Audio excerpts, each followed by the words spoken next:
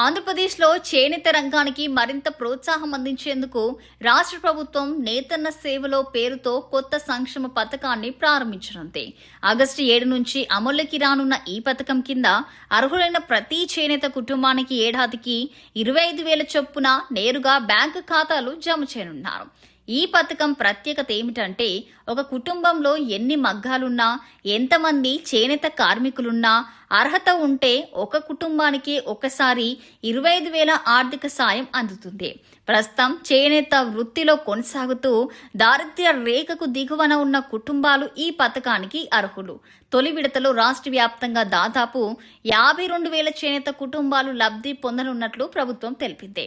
అర్హుల ఎంపికను గ్రామ, వార్డు సచివాలయ ద్వారా పారదర్శకంగా నిర్వహించనున్నారు. జిల్లా కలెక్టర్ల ఆమోదం తర్వాత తుది లబ్ధిదారుల జాబితా విడుదల కానుంది. ఈ ఆర్థిక సాయంతో నూలు కొనుగోలు, మగ్గాల మరమ్మతులు, కొత్త మగ్గాల ఏర్పాటు వంటి అవసరాలను తీర్చుకునే అవకాశం ఉంటుంది. అలాగే ఇప్పటికే చేనేత కార్మికులకు నెలకు 200 యూనిట్లు, పవర్లూమ్ కార్మికులకు 500 యూనిట్ల వరకు ఉచిత విద్యుత్ అందిస్తుంది ప్రభుత్వం.